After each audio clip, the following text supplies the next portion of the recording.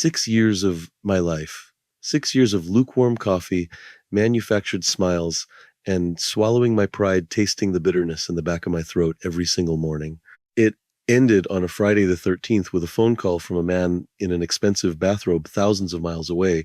Raymond didn't know it, but I had been counting down the seconds to this exact moment. I wasn't surprised. I was prepared. Looking back now, I realize how loud silence can truly be. In that moment, would you have chosen to react with anger, or would you have waited to see the outcome of your own design? The dial tone was the most honest thing Raymond had said to me in 6 years. Kyoto at dawn has a way of making the rest of the world feel like a distant, frantic dream.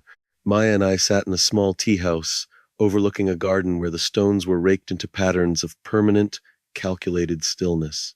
My phone sat on the low table between us, a silent black slab that had just finished vibrating with Raymond's terminal fury. He was currently 6,000 miles away in San Francisco, probably pacing the 18th floor of our headquarters, the same office where he had called me a proxy for the very last time. If I am being honest, I felt a clinical sense of pity for him. He thought he was closing a door, but he was actually walking into a room I had been meticulously furnishing for him since 2021. Maya reached across and placed her hand over mine. She didn't ask what he had said. She knew the tone. She had heard that specific frequency of entitled rage her entire life. It was a luxury her father had overdrafted for years, and now the bill was coming due. Looking back now, I realized that Raymond's mistake was structural. He built his identity on the assumption that money could buy silence, never considering that some people use that silence to listen, to observe, and to document. I opened my tablet and navigated past the company firewalls. There it was, the folder labeled Vertex Design. In the world of high-end architecture, Raymond Harmon was the face, the brand, the tan, and the white hair. But I was the one who understood the geometry. For 3 years, I had been the silent investor in his version of a legacy, letting him claim credit for every award-winning curve of the Napa Sky project.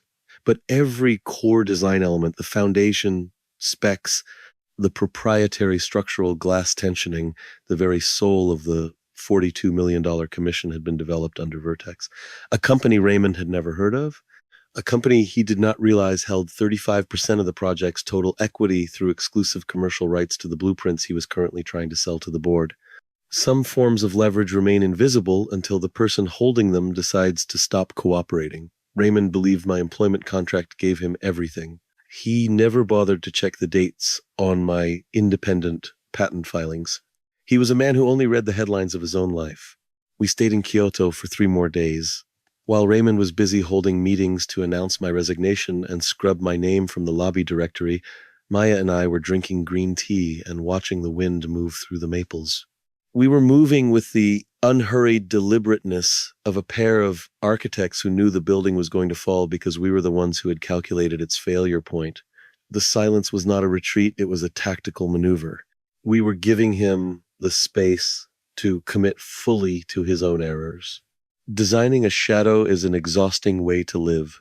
For 6 long years, I functioned as the ghost in the Harmon machine. Raymond Harmon built his reputation on the buildings I birthed in the late-night quiet of my home office. I remember standing in the back of the St. Regis Ballroom 3 years ago, watching him accept the Architect of the Year award for the Vista Heights Tower. I had worked 80-hour weeks for a month to solve the structural wind shear issues on that design, but on stage, Raymond simply smoothed his white hair and spoke about his vision. He looked over at me during the reception and raised a glass, not in a toast, but as an instruction to refill his. "Good work on the technicals, sport," he had said. "You're a lucky kid to have a seat at this table." Maya stood beside me that night, her hand trembling on my arm. She knew the mechanics of her father's soul better than anyone. She had watched Raymond dismantle her mother's personality for 20 years, correcting her pronunciation at dinner parties and treating her like a depreciating asset. Raymond didn't see people, he saw proxies. He saw tools. And he believed that as long as he signed the checks, he owned the hands that held the pens. He hadn't just approved my marriage to Maya. He had engineered it as a hostile takeover of my career, believing that by making me family, he was securing a lifetime of cut-rate genius he could control from the dinner table. Looking back now, I realize that my survival depended on a very specific kind of discipline. It is what I call the architecture of a shadow. You learn to move without making a sound, to build without claiming the crown, and to observe the structural flaws in the person who thinks they are standing on your shoulders. It took me years to understand that silence isn't a lack of voice. It is a choice of when to use it. I've often thought that some forms of dependence remain invisible until you stop cooperating. Raymond was so dependent on my competence that he forgot to be afraid of my ambition. At the time, Maya would ask me why I didn't just walk away and start my own firm. But I knew the law. I knew that leaving without a plan meant he would keep the rights to every line I'd ever drawn.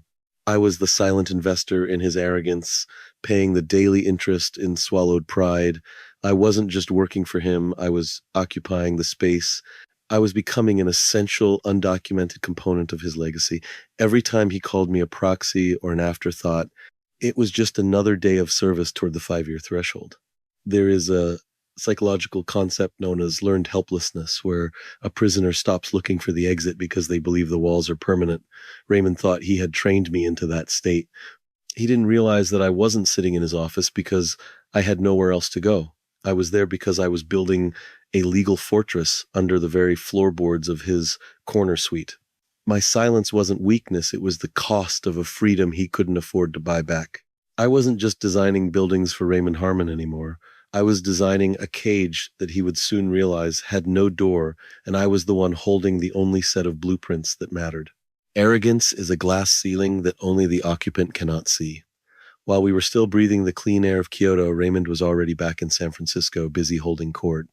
He didn't just terminate me, he attempted to surgically remove my existence from the history of Harmon and Associates. I learned later from a sympathetic contact on the board that Raymond had organized an emergency gala at the Fairmont to celebrate the official launch of the Napa Sky project. He stood at a podium carved from reclaimed mahogany and told 40 investors that I had chosen to step away due to the immense mental strain of the design phase. He painted me as a fragile talent who had been generously carried by his leadership until I simply couldn't hack it anymore. If I am being honest, I expected this. Men like Raymond don't just win, they need to ensure the other side loses their dignity. It is a specific human pattern of entitlement where the villain mistakes possession for partnership. He believed that because he had been signing my paychecks for 6 years, he had purchased the exclusive rights to my intellectual legacy. He viewed my brain as part of the office furniture, something that belonged to the company as soon as I walked through the glass doors. Looking back now, I see that he was blinded by the wallet power illusion. This is the psychological trap where a man with a large bank account begins to believe that his capital is a substitute for his character. He assumed that since he had the money to fund the construction, he also had the power to dictate the ownership of the idea. But you cannot buy a foundation after the building is already standing. Raymond's self-image was structurally unsound. He needed me to be a proxy to maintain his status as a visionary, never realizing that by dismissing me so publicly, he was documenting his own failure to secure the very assets he was currently bragging about. He spent that night sipping a $200 vintage on a rooftop terrace, surrounded by people who were cheering for a project that, legally speaking, was currently in a state of total structural failure. He had already spent $12 million of the investors' money on site preparation based on designs he did not own. He was celebrating a victory in a game where I hadn't even made my first move. At the time, I didn't realize how much he had enjoyed the erasure. He had my office cleared out by midnight. My physical files were shredded, and my server access was terminated 3 minutes after the phone call in Tokyo.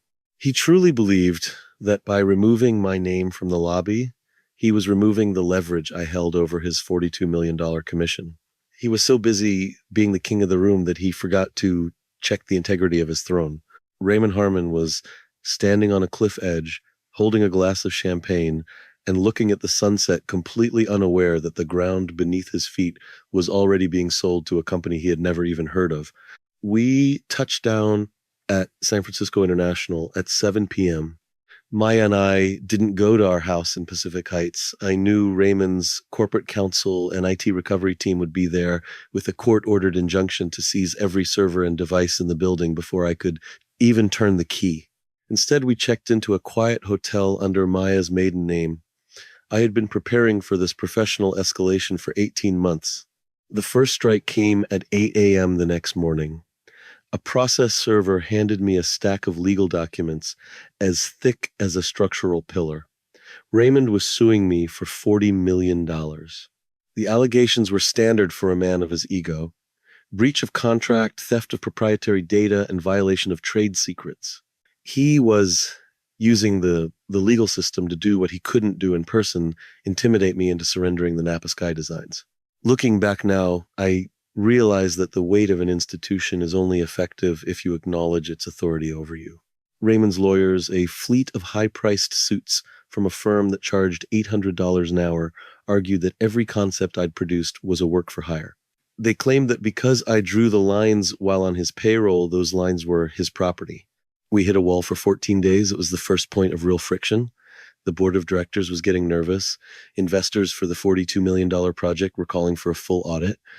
Raymond tried to spin the delay as a security concern, but the market doesn't like uncertainty.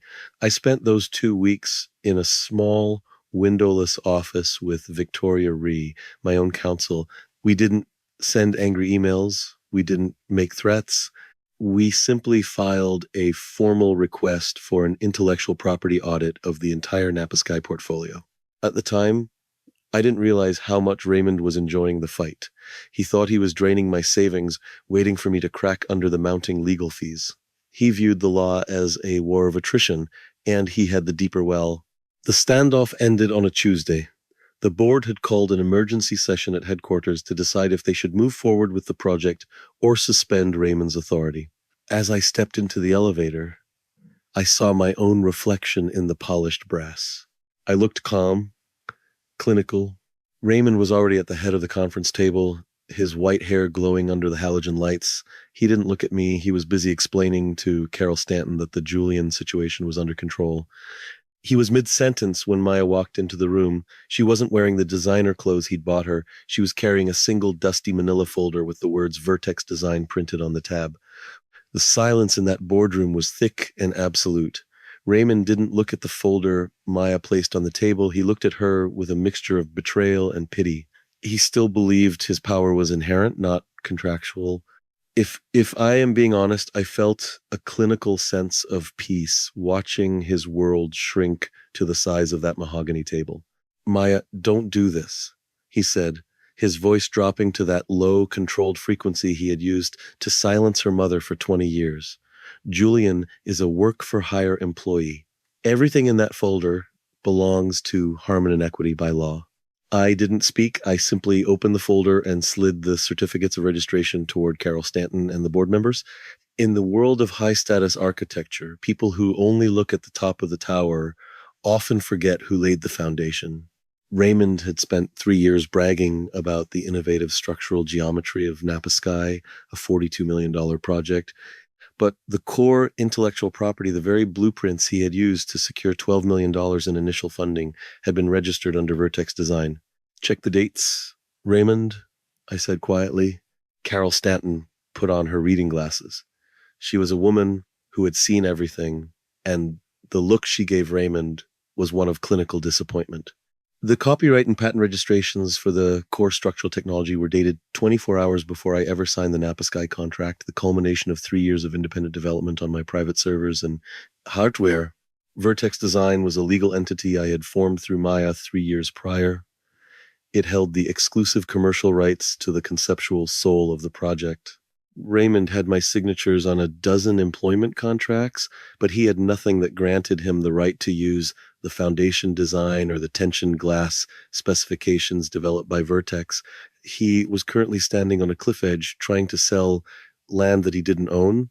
He had bypassed the standard due diligence, forcing the board to fast track the project based on his personal guarantee of ownership and arrogance that was now costing them millions.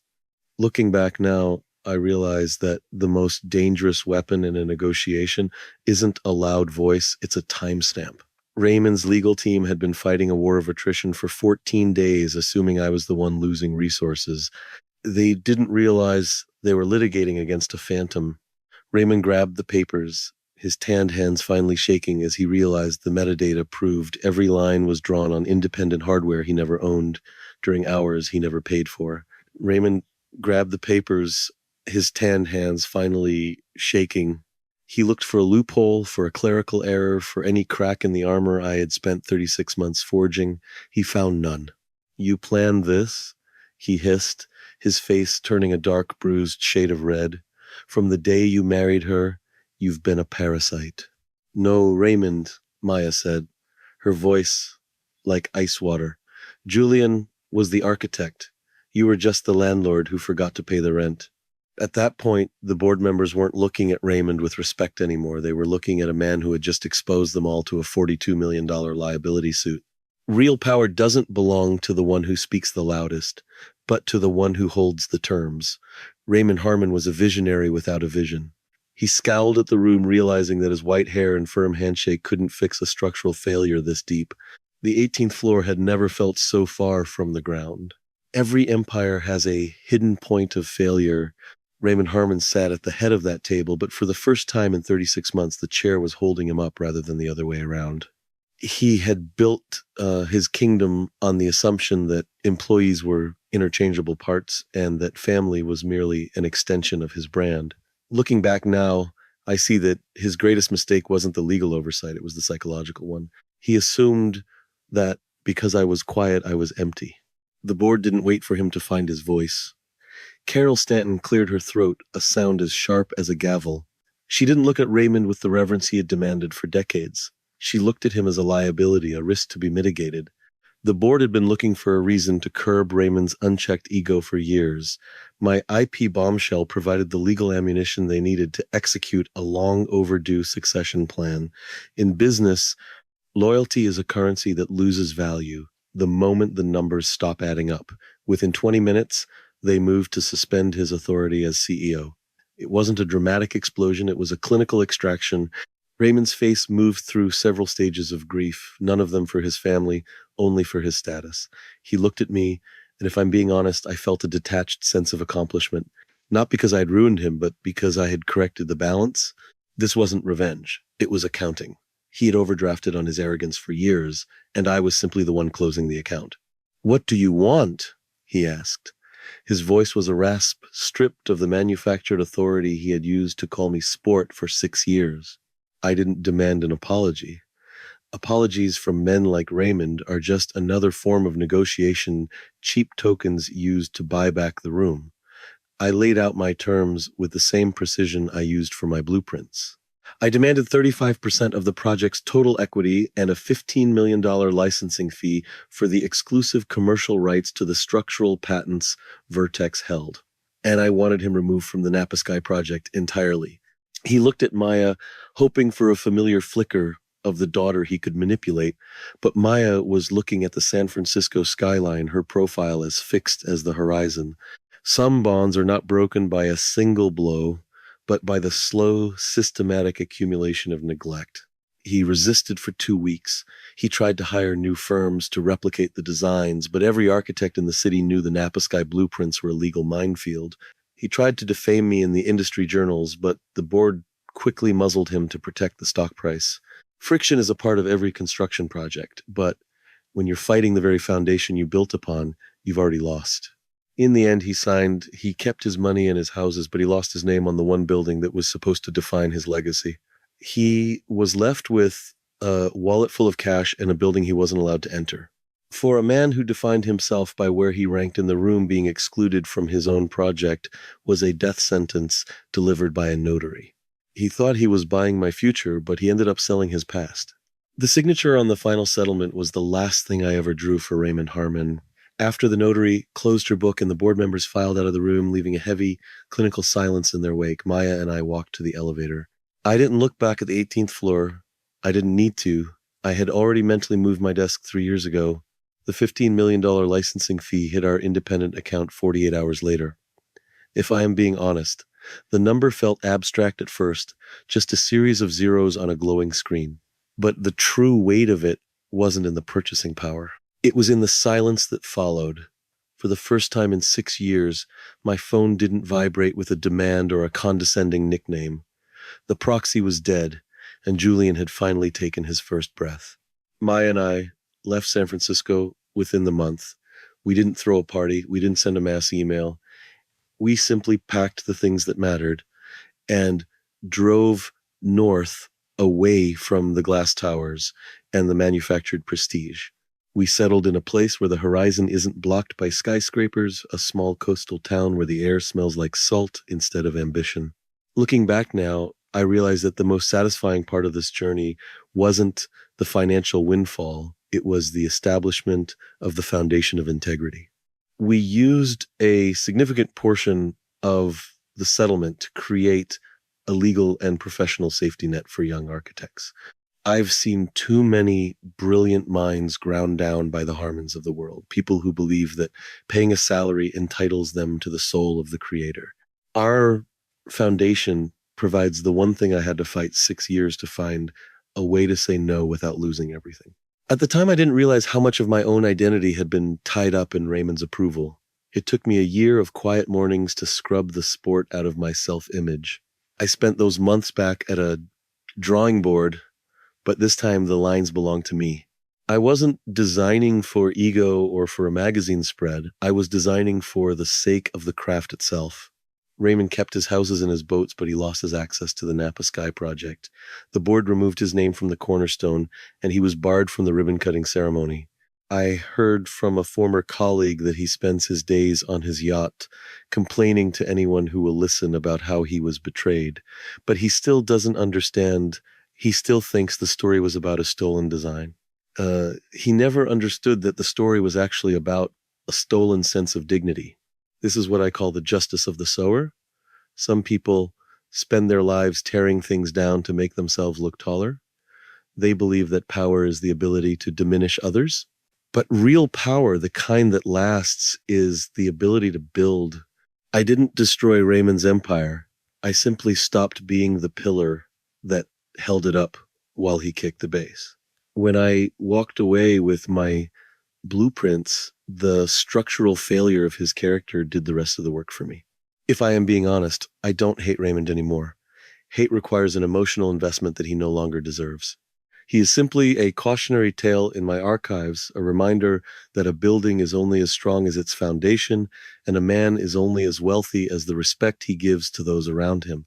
Maya and I often sit on our porch now, watching the tide come in and out. She is the director of the foundation, and she has found a peace that her mother never knew. She stopped being her father's daughter and started being the woman she was meant to be before he tried to curate her life. Some people spend their whole lives building kingdoms on the backs of others, never realizing that the people they look down on are the ones keeping the ceiling from falling. Raymond Harmon built a kingdom for 30 years and lost it because he couldn't see the value in a man he called a proxy. He thought he was the architect of my life, but I was the one holding the only set of plans that mattered. Looking back now, I see that the best revenge isn't the total destruction of your enemy. It is the absolute indifference to their existence. It is becoming everything they said you couldn't be, while they are busy being exactly who they always were, alone in a room full of things they bought but never earned. I'd like to hear your perspective. Have you ever had to stand your ground against someone who treated you like a supporting character in your own life? What was the moment you realized you held the power to change the terms?